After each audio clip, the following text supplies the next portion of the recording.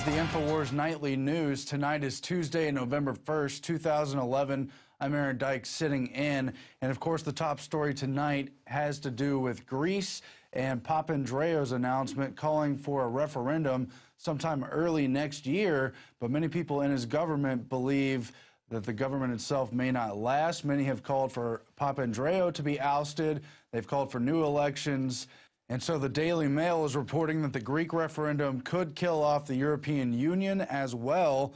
Many people are questioning if Greece votes no on the referendum, that it would trigger a default, which would unravel the entire Eurozone and the euro itself.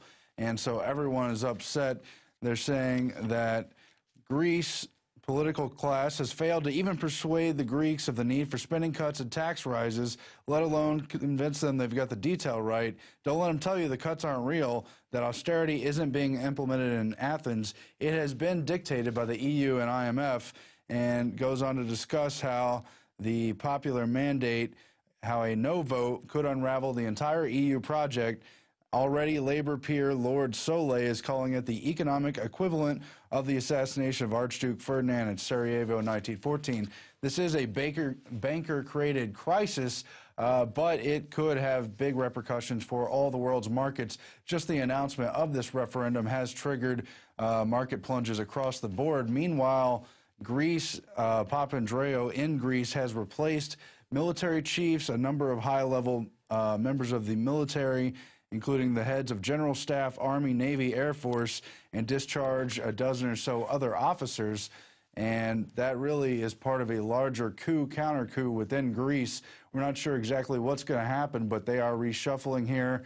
The majority for the Socialist Party is down to a razor-thin majority of only 2 members. One member just declared himself independent today, drawing that margin even closer.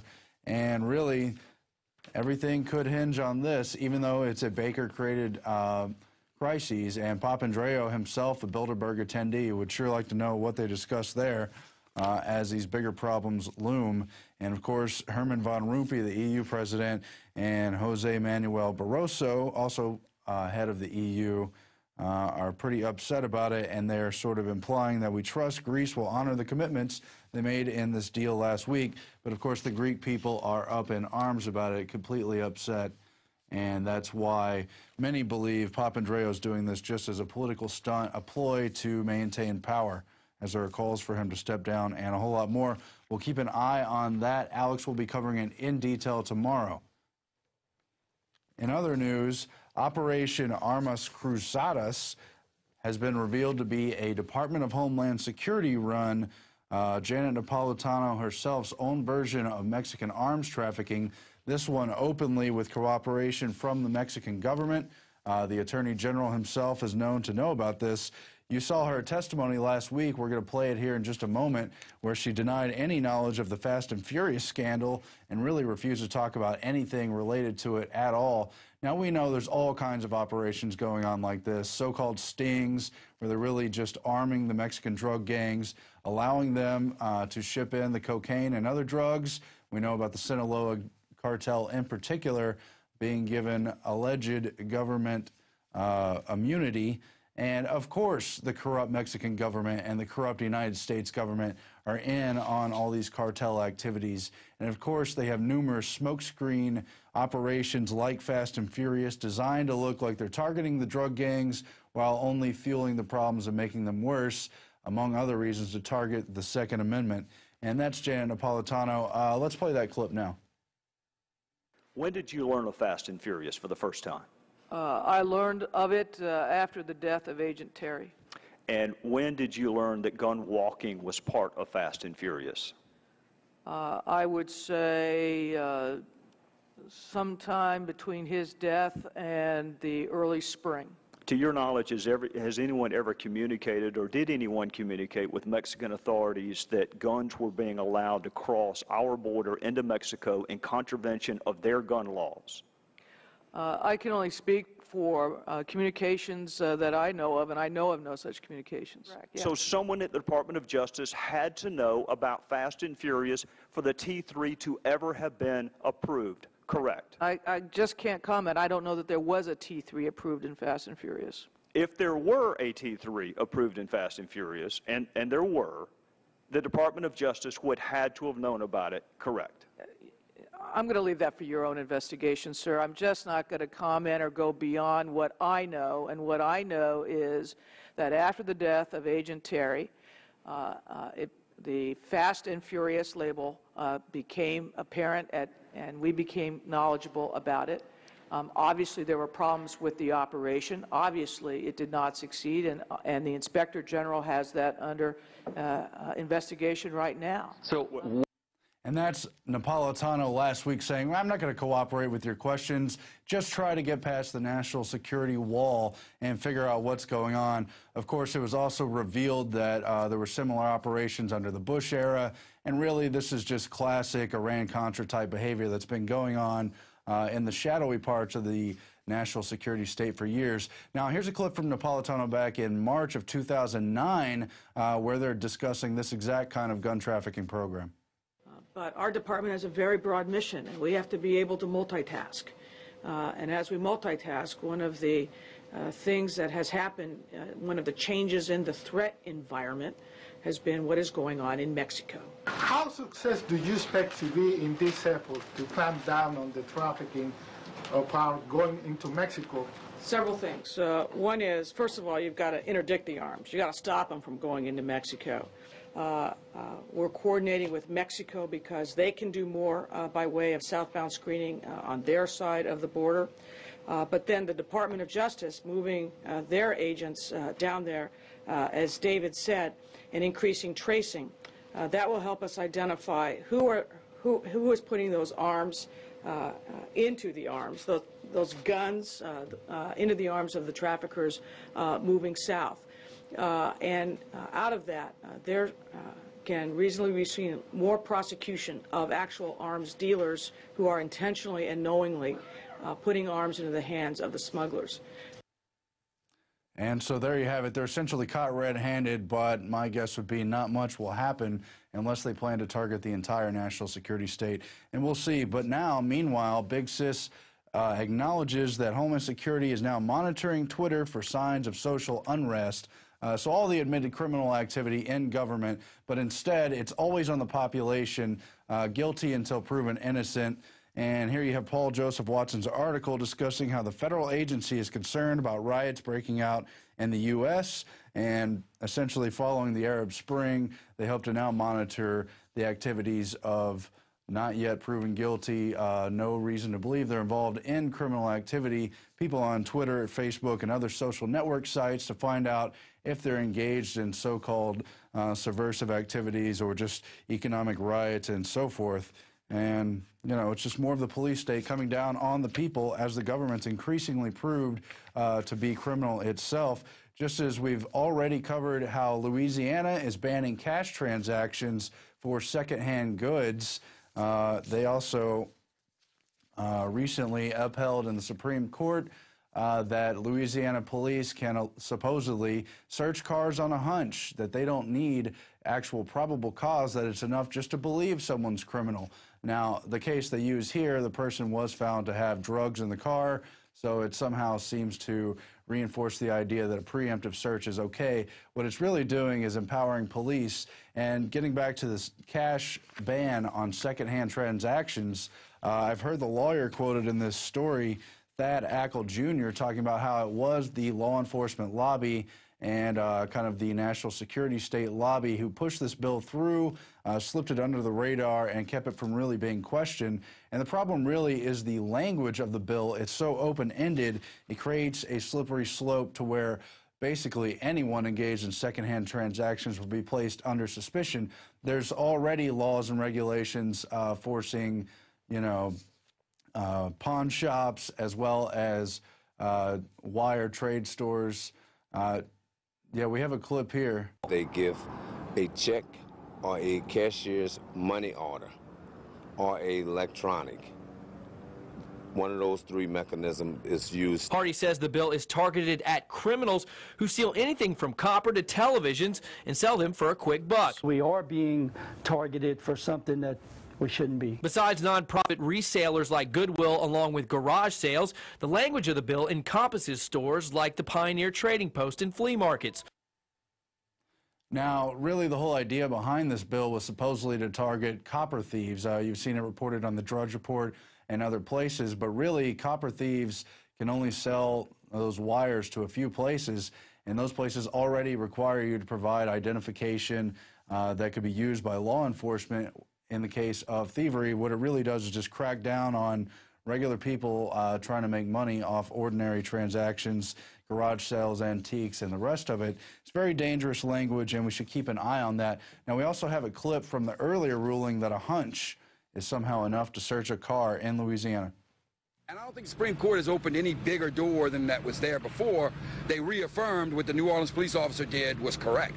Police say this ruling changes nothing, but local criminal defense attorney Kirk Piccioni feels differently. I would imagine that this is going to result in more searches, more arrests, more investigatory stops. Piccioni says that this allows an opinion or a hunch of an officer the right to search a vehicle and apply it in court. So therefore, somehow a hunch is enough to violate the Fourth Amendment. Meanwhile, you also have heard about the pregnant mom who says the sandwich arrest was horrifying. She says she accidentally walked out of the store without paying for a sandwich. Her and her husband were arrested, and their kid was seized by child welfare services, who say that's the automatic response. So you see, again, how the system is set up for petty crime, for no crime at all, to take children, to place ordinary people under suspicion.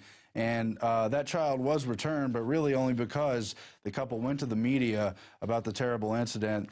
The store says they really weren't trying to target the child. They feel bad about the way it turned out, but they're still not sure if they might prosecute her, even though it's a misdemeanor charge for fourth-degree theft. It was never our intent to separate a mother from her child. That was a very unfortunate consequence to the situation, Houghton said. We understand the outrage. We are concerned about how this was handled. But you see the larger child welfare system, CPS, just ready to snatch and grab kids for any reason at all. Any suspicion placed on parents can be used as justification to take those kids, and then getting them back is the hard part. And it's just tragic, and the system is obviously ramping up again. I think we have another quote from that as well. The pregnant mom says, "I got completely hysterical. I went to the bathroom and threw up." That was when they took the kid. Lezinski called the incident so horrifying it seemed to escalate, and no one could say this is too much. Now, the couple offered to pay for the sandwich, but the store said that was not good enough. And really, it's kind of reminiscent of the direction that the movie Idiocracy showed satirically that society was headed towards. That's the Mike Judge film. Your account has been charged. Your balance is 0. Please come back when you can afford to make a purchase. No. I'm sorry you're having Come trouble. on. My kids are starving. This should help you calm down. Please come back when you can afford to make a purchase. Your kids are starving. Carl's Jr. believes no child should go hungry. You are an unfit mother. Your children will be placed in the custody of Carl's Jr. So somewhere between the corporate state takeover of the state and the bureaucracy, you know, poor mothers have their children taken away because they allegedly can't provide for them because they got angry at the machine. Satirical look at where our society really is basically headed. We're going to go to break now and come back with a whole lot more police state news, how the corrupt Wall Street cronies who work with government are not under suspicion and work directly with police to spy on protesters, while ordinary citizens are cracked down upon over and over. We'll be back in just a moment on the InfoWars Nightly News. Don't forget the November 3rd money bomb coming up in a day and a half.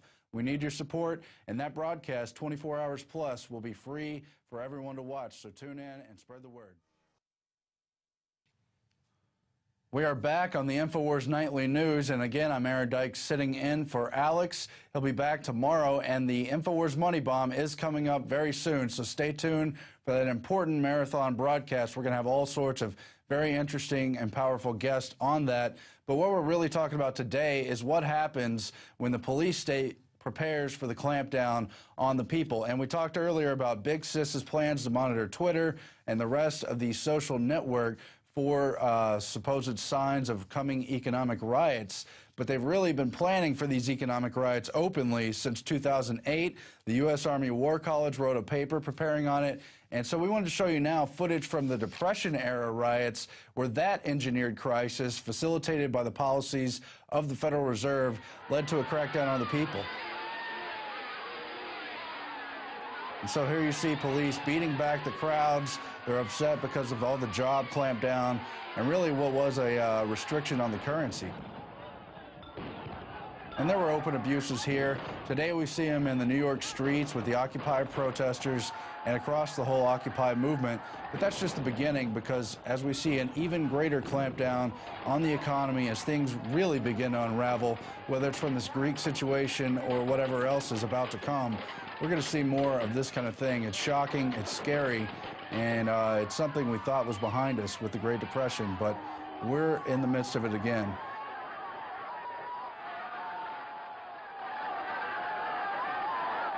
And there's that footage. It's also up on InfoWars.com. But with that in mind, Counterpunch has covered how Wall Street firms spy on protesters in a tax-funded center. And they're talking about the synthesis of the NYPD and many of the Wall Street firms, who all the anger is directed at in this Occupy Wall Street movement, and who are under investigation for all their fraudulent policies and the rest of it. At least 700 cameras scour the Midtown area and also relay live feeds into the downtown center, where low-wage law enforcement officers sit alongside high-wage personnel from those Wall Street firms who are currently under at least 51 federal and state corruption probes. And this is something they've been working on since at least 2009, when Bloomberg talked about the Midtown Manhattan Security Initiative. And it's really this supposed high-security ring where they could follow suspected people who haven't maybe committed a crime yet but look suspicious, or they want to follow people of a certain profile. Meanwhile, the real criminals are on Wall Street. We know who a lot of them are, and the rest of them should be investigated, but the police are busy working with those Wall Street people to keep an eye on what may amount to petty crime. Sure, there's murders and the rest of it going on in New York City, but why is it focused on the financial district? It's because they knew these riots were coming. And you've also got Wall Street corporations renting their own NYPD unit to spy on protesters and to beat back protesters, basically. And it's found that for a measly fee of $37 per hour per officer, you can rent uniformed on-duty NYC cops. Goldman Sachs and the New York Stock Exchange, among others, have been frequent customers. And this article found that they were spending somewhere on the order of $11 million per year in the year 2011 for this kind of private-public security partnership. These are taxpayer-funded cops, and any alleged abuses that may occur while they're monitoring protesters and the rest of it would be paid for by taxpayers if it went to trial and so forth. But they benefit these corporations who are under the eye of ordinary people upset about these economic policies, whether or not they have the right analysis or the right idea. And meanwhile, you have L.A. Sheriff calling photojournalism a suspicious activity. There's been at least 2 people detained and searched for photographing in L.A., one of them photographing turnstiles on the L.A. Metro, and asked, was he planning to sell the photos to Al-Qaeda, and then the officer threatened to put his name on the FBI's hit list and basically intimidated him into believing he'd be followed and bothered every time he went anywhere, tried to fly, travel, the rest of it. Sean Nee says he was detained and searched for photographing turnstiles on the L.A. Metro, and that the arresting deputies asked if he planned to sell the photos to Al-Qaeda and threatened to put his name on the hit list. And it goes on in an extended quote where the Officer Gelfi said, I want to know who you are. I want to know why you're taking pictures on the subway system. Al-Qaeda would love to buy your pictures, so I want to know if you're in cahoots with Al-Qaeda to sell those pictures to them for terrorist purposes. That's a crime, you understand? When Nee again said he was committing no crime, Gelfi told Nee he was being detained until he's determined he hasn't committed a crime. So guilty until proven innocent for photographing. This has happened to me at the Kansas City outside the Federal Reserve there. and on dozens of other occasions. And I know many, many photographers who've been harassed for this kind of behavior. And we actually have footage in Fall of the Republic. I think we're going to be able to play that here in a moment, where they target law enforcement officers through the Homeland Security apparatus and tell them to focus on photographers who may be suspicious because they could be working with terrorists. State and local officers are in a great position to collect important information on terrorists and their allies. And the Terrorist Screening Center stands ready to help you. This video, produced by Homeland Security, is required viewing for all departments in the U.S. And with the teamwork of local, state, and federal law enforcement, we have an excellent opportunity to see the picture and solve the puzzle before these terrorists can strike again. State, county, and city police now take their marching orders directly from DHS and FEMA.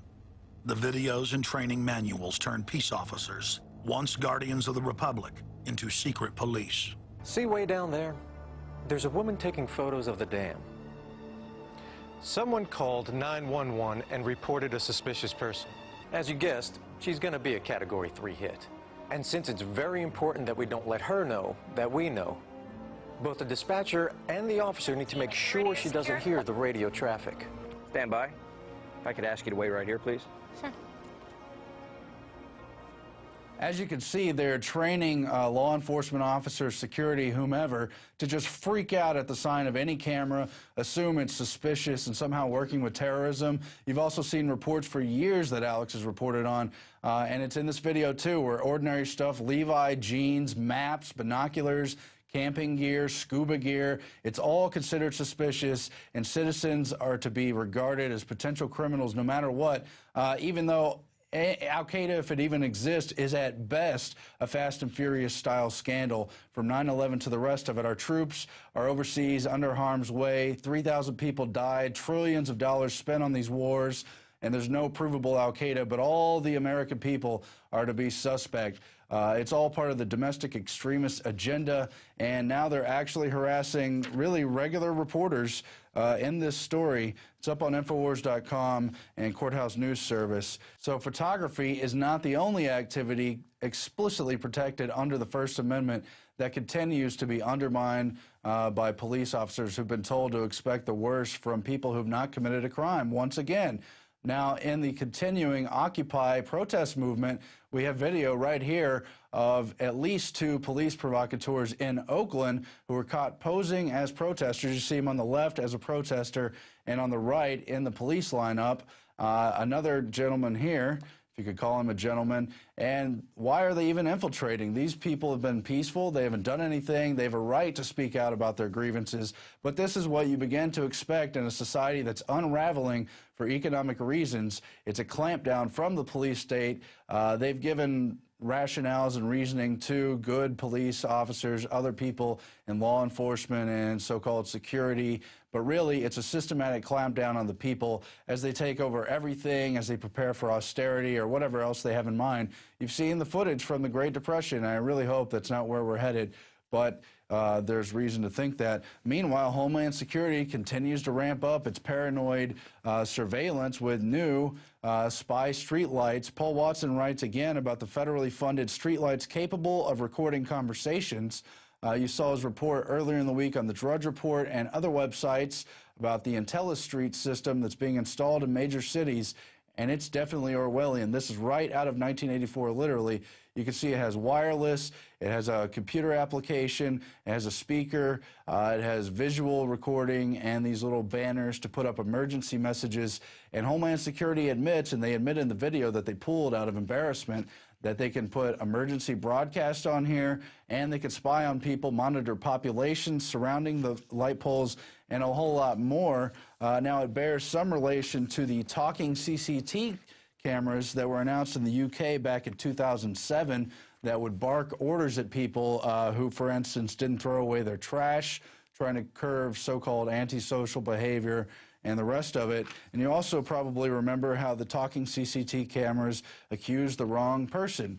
That's just part of it, but really it's an embarrassing Minority Report style clampdown on people who have not committed a crime. Now, here's the press release from IntelliStreet's Big Brother or Big Idea. What IntelliStreet's system is designed to do is simply make our streets safer, more energy efficient and smarter while being informative and entertaining. It's not meant to be a Orwellian Big Brother clampdown, even though it's just like the telescreens in that system and the hidden microphones in the parks and even the wildlife areas in 1984. That's because that style of English socialism is part of the Fabian socialist program that they're generally bringing in everywhere. It's the same as the general communist program.